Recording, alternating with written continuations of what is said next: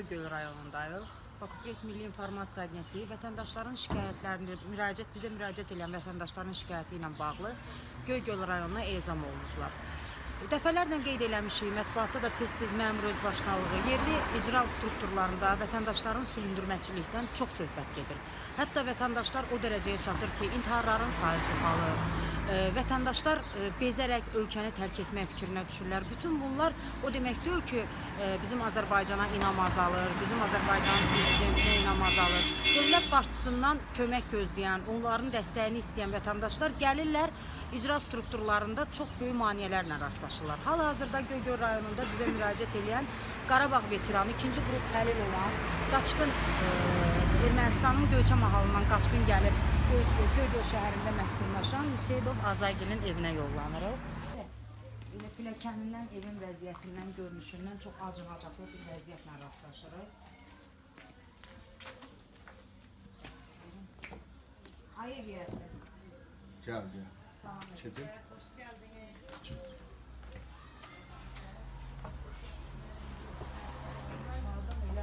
Həqiqətən də şikayətə uyğun bir vəziyyətdə, çox ağır bir vəziyyətdədir. İndi vəziyyəti. Gel. Gel hoş geldiniz. Sağ olun. Bu Azay müəllimin yaşadığı evdir. Aleykümselam. Hoş geldiniz.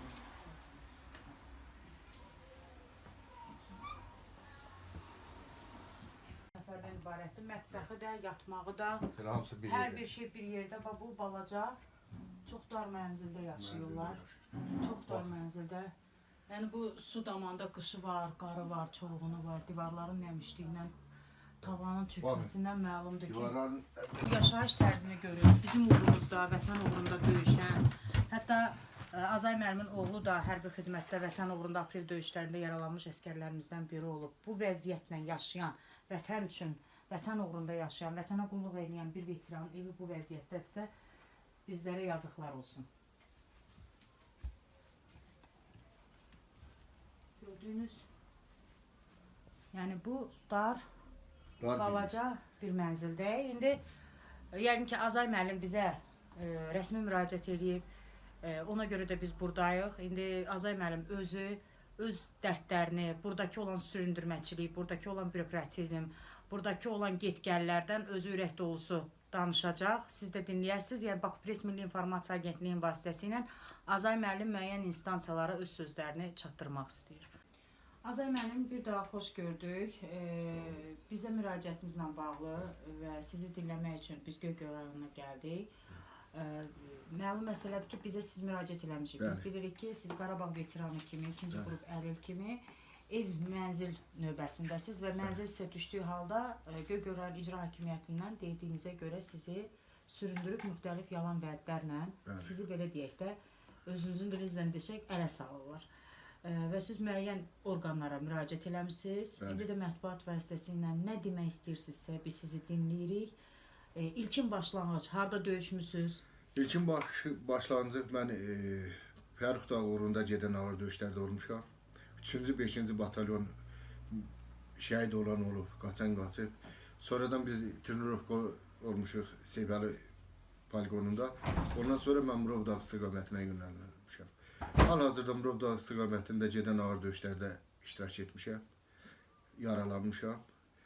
Sonradan da oradan təhris olmuşam. Təhris olduqdan sonra gəlmişəm. Aradan bir xeyli keçdikdən sonra 2004-cü ildə bizi növbəyə götürüblər. 2004-cü ildə Göygöl rayon icra hakimiyyətində. İcra hakimiyyətinin şəhər nümayəndələri tərəfindən növbəyə götürülmüşük. O növbədən 2009-cu ilə qədər biz gözləmişik 5 il. O 5 ildə heç olmasa gündə də olmasa gün aşırı bizi icra hakimiyyətinin icra aparatı tərəfindən yoxlanılırdıq. Ki, mənzil tikilən kimi birinci sizsiniz növbədə. Çox gümanlar olsun ki, 2009-cu ildə Abbasova Tamara Musa qızı öz sulələlərini yerləşdirdi. Kim idi Abbasova Tamara Musa qızı? Sabezin müdiriyyəsi. Dövlət Sosial Müdafiə Fondunun Göygöl rayon üzrə öz sülaləsini yerləşdirdi. Sonra bizə bildirdi ki, sizin növbəniz çatmadığı üçün 16-cı mənzildə. Siz ikinci 36-cı mənzildə sizsiniz, 24-cü adam. Həmin vaxtda bəri 2009-cu ildən üzü bu yana qədər 36 mənzil paylanana qədər gördüyünüz bu soğuk, bu siyahalar. Bax bu birinci paylanan siyahadır, bu da lap ağrı dolduran tam qutarlarında. Bu sol rayon Əmək və Əhalinin Sosial Müdafiə Fondunun xətti ilə Şəhid və Qarabağ ailələri üçün tikilmiş 36 mənzilli binadan mənzil almış vətəndaşların adlarının siyahısıdır. Bəli. Burada müəyyən adlar var ki, qarşısında sual işarələri O qoyulur. sual işarələri qoyulan insanlar obyektiv araşdırılsın. Görək ona harda vuruşub, hansı cəbhədə olubdur. Buna ikinci qrup Qarabağ əlli adından ev alırlar və həmin evləri kiraya verirlər. Bağ evində 6 sota torpaq alıb saxta sənədlə gedir. Burada Göygöl rayon icra hakimiyyətinin birinci müavini Əliyev Turaninin o rüşvətdə əli yoxdursa, necə o sənəd toplanır? Bizə də gələndə deyir ki, gedin falan yerdən ətə sənəd gətirin, görək sizin adınıza nə var, nə yox. Ümumiyyətlə sizə nə deyib evi vermirlər? Bayaqları özünüz bizə Müxtəlif şikayət bildirmişsiniz. Bax deyin, əsas məqsəd Əsas məqsədi odur ki, Əliyev Turani Həmdamoğlu 12.000 manat istədi, mən onu bacarıb verə bilmədim. 12.000-i nə ad qoydu sizdən O istədi? 12.000-i ad qoydu ki, yuxarı çatmalıdır. Yuxarı kimə maraqlıdır? Gəlin, Əmək və Əhalinin Sosial Müdafiə Nazirinin nümayəndəsi İlyas Zeynalova, bir də bunlara. 12.000-i hardan alım mən?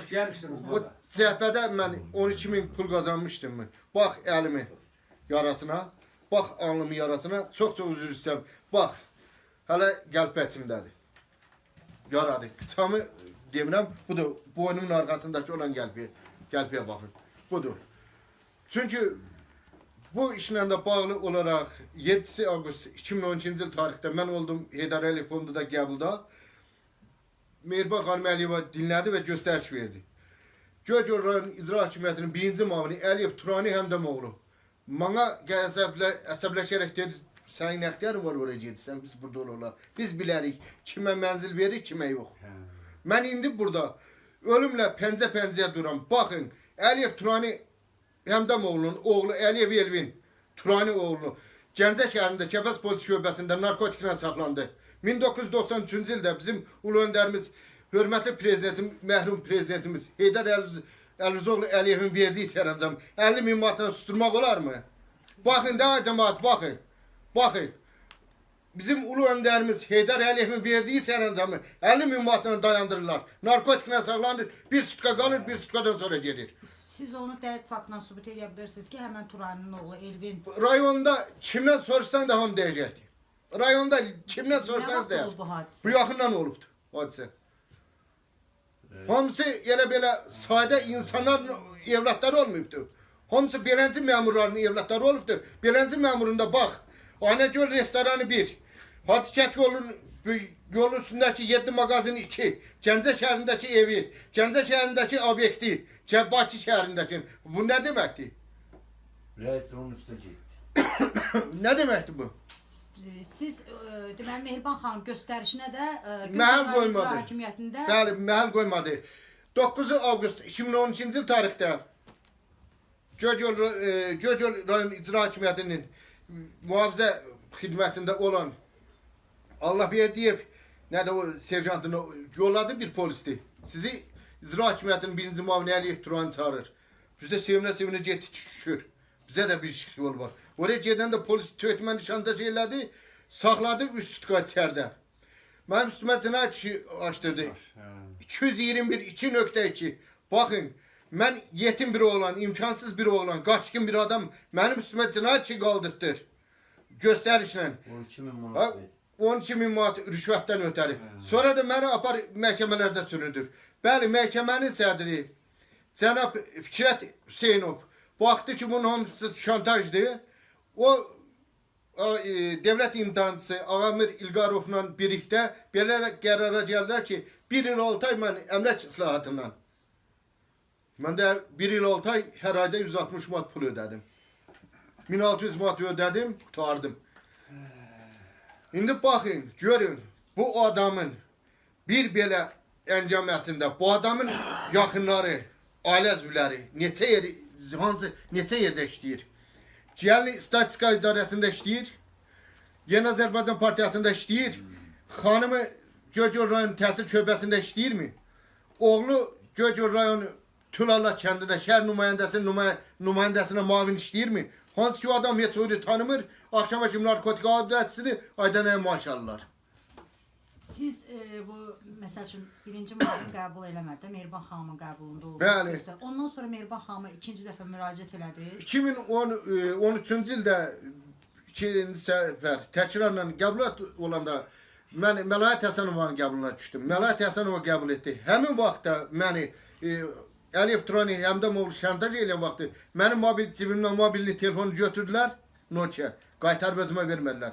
Baxın, o mobilni telefonun içindəki olan məhsus olan nömrələr, müayini kartı geri qayıtdı, telefon qayıtmadı. Niyə, nə səbəbi?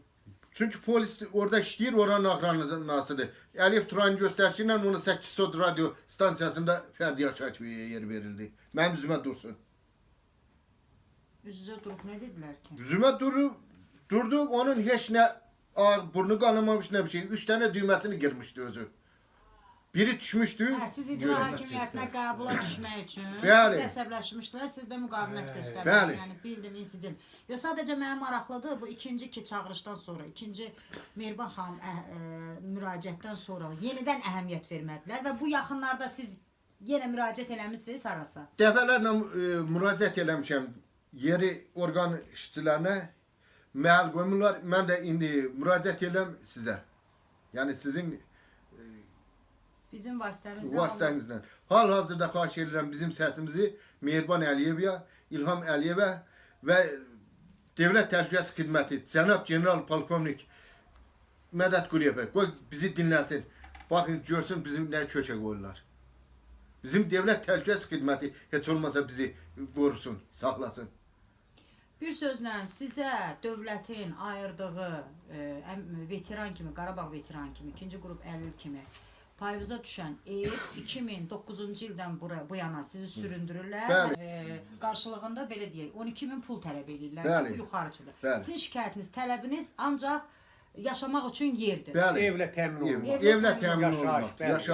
Yaşayış yerim yoxdur. Təkrar Mehriban xanıma harasa müraciət eləmisiniz? O müraciət sizə cavab nə gəlib? Həmin ildə təkrar olaraq 2013-cü ildə olmuşam Məlahət Həsənovun Yox, onu dediniz, son günlər. Bugün 2017-ci ildir. Son günlərdə Hara müraciət eləmisiniz? Müraciət elədim Göygöl rayon icra aparatının icra başçısına cənab Arif Seyidova. O yeri komissiyanın sədri Əliyev Turani Həmdamoğlu qaldırır, müxtəlif bəhanələr gətirir.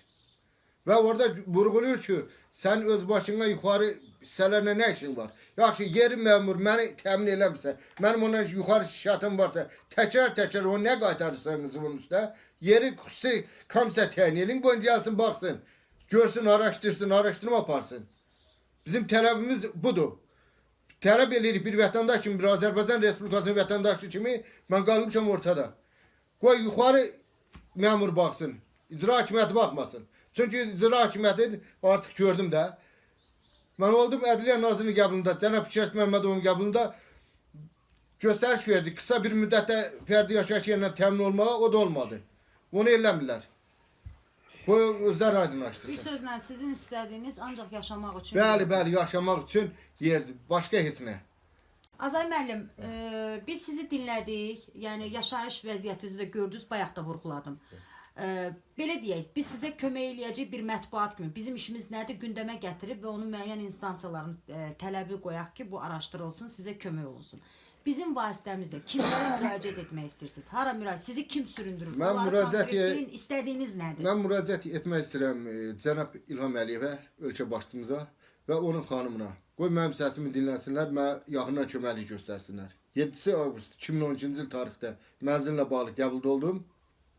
O göstəriş verdi. Ancaq yeri icra hakimiyyətinin birinci müavini Əliyev Turani Həmdamoğlu ona məhəl qoymur. Görü bu günə qədər. Çünki o istədiyi məbləğ də məndə yoxdur. Mən qalmışam ortada. Yəni, mən nə etmək, tələbim nədir? Tələbim odur ki, xahiş edirəm Mehriban Əliyeva, mənim səsimə səs ver, kömək ver, göstəriş ver. Mən də bir Azərbaycan vətəndaşı kimi sığınacaqla təmin olum.